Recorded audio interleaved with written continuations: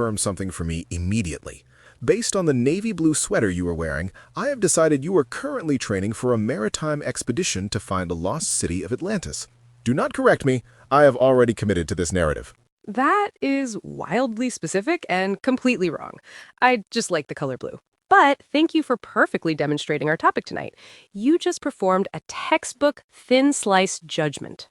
A thin slice? Sounds like a dieting technique where I can still eat cake but only in two-dimensional slivers. It is actually a psychological term. According to research from Princeton University, our brains make judgments about a person's trustworthiness, competence, and likability in less than 1/10 of a second. That is faster than you can blink. You saw blue sweater, and your brain sprinted a marathon to Atlantis sea captain. 1/10 of a second? That is terrifying.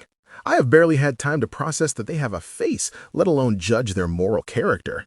So we're all just walking around judging books by their covers at the speed of light? Essentially, it's an evolutionary shortcut. Back in the day, you had to decide instantly if that rustling in the bushes was a friend or a saber-toothed tiger. If you sat there pondering the nuances of the tiger's intentions, you were lunch. The problem is, we still use that same saber-tooth logic for complex modern situations, like deciding if an email is passive-aggressive. Or deciding if a French emperor is short. Which brings me to the greatest victim of historical assumptions, Napoleon Bonaparte. The man has a complex named after him. We all know the story, angry little man compensates by conquering Europe.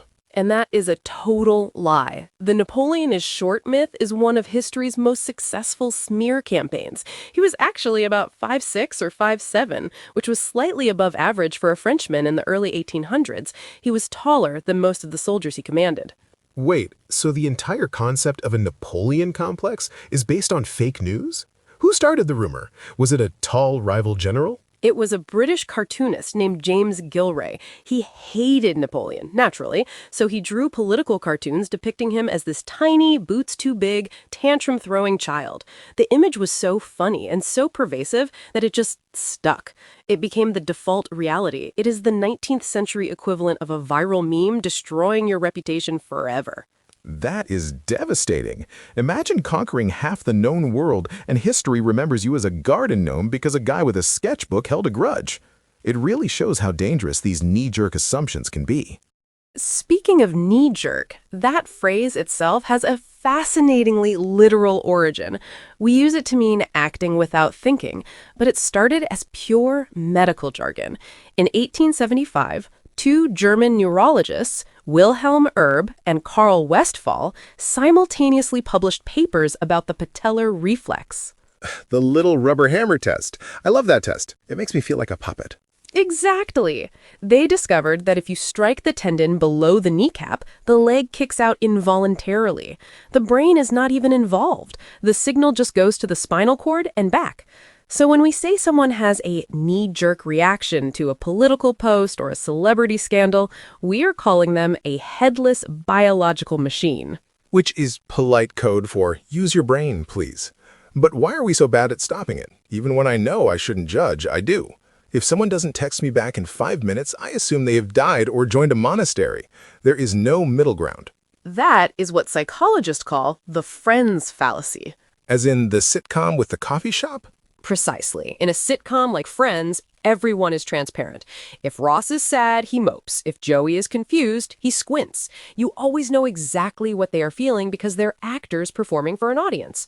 The fallacy is that we assume real people are just as transparent. We think, if he was busy, he would have said so, or if she liked me, she would smile. But in reality, she might just have resting boar face, or he might be driving a car. We treat strangers like bad actors who forgot their lines.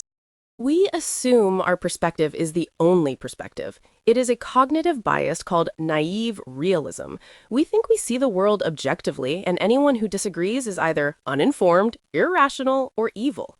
It kills independent thinking because we stop asking why and start declaring, because I said so. It is the enemy of critical thinking, which, by the way, is a term we throw around a lot, but I assume, there I go again, that it has a deeper history than just angry teachers writing it on report cards. It goes all the way back to Socrates. The Socratic method was basically just him walking around Athens annoying people by asking why, until they realized they didn't know what they were talking about. He proved that people with power often had no clue why they held their beliefs. They were just operating on assumptions. So Socrates was the original internet troll, just poking holes in arguments until someone got mad and made him drink hemlock? A high-stakes troll, yes. But the actual term critical thinking is largely credited to the American philosopher John Dewey in the early 20th century. He called it reflective thinking. He defined it as an active, persistent, and careful consideration of beliefs. Basically, the exact opposite of the knee-jerk. It is the brain pause. The brain pause. I like that. We need more brain pausing. Think about another huge historical assumption. Marie Antoinette. The poor woman has been dunked on for centuries for saying, "Let them eat cake." Another fabrication. Jean-Jacques Rousseau wrote that line in his Confessions about a great princess when Marie Antoinette was roughly 9 years old and living in Austria. She wasn't even in France yet. But the revolutionaries needed a villain. She was foreign and rich, so click, drag, drop the quote onto her reputation.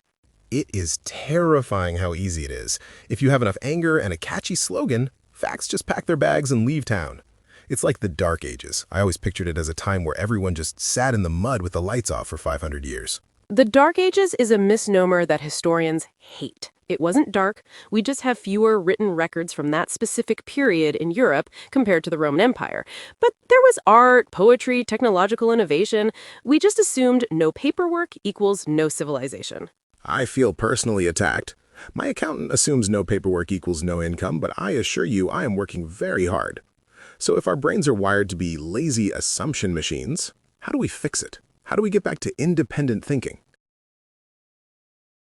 You have to introduce friction. When you feel that instant certainty, that I know exactly what is happening feeling, you have to treat it like a warning light. Ask yourself, what is the evidence? Could there be another explanation? It is about replacing judgment with curiosity. Curiosity. That is softer. Instead of that guy cut me off because he's a monster, it's maybe that guy cut me off because he's rushing to the hospital. Or he's a monster, but I don't have the data yet. Exactly. You separate the observation from the interpretation. Observation, the car swerved. Interpretation, the driver's evil. If you can stop at the observation, you save yourself a lot of unnecessary anger. And we save ourselves from looking stupid later. Remember the urban legend about the woman and the gerbil? Oh, the classic slapstick misunderstanding. A woman is driving, a pet gerbil escapes its box and crawls up her pant leg. She pulls over, jumps out, and starts shaking her leg violently to dislodge the rodent. And a passerby sees this and assumes... what? They assume she is having a seizure or a medical emergency. They tackle her to save her, probably causing more injury than the gerbil ever would. It is the perfect comedic example of how a helpful assumption can go horribly wrong because you lack context. Context is king. We are living in a world of context-free snippets. A 10-second video, a headline, a tweet. We're consuming information in such small bites that we choke on the assumptions. And that is why independent thinking is actual work. It takes energy to say, I don't know enough to have an opinion on this yet. In a hot take culture, saying, I don't know, feels weak. But it is actually the strongest intellectual position you can take. So, to wrap this up, Napoleon was average height, Marie Antoinette never mentioned cake. The Dark Ages had decent lighting, and you are not a sea captain searching for Atlantis. I mean, I didn't say that definitively. I just said the sweater wasn't proof. Keep your mind open, Theodore. I knew it. The submarine is parked out back, isn't it?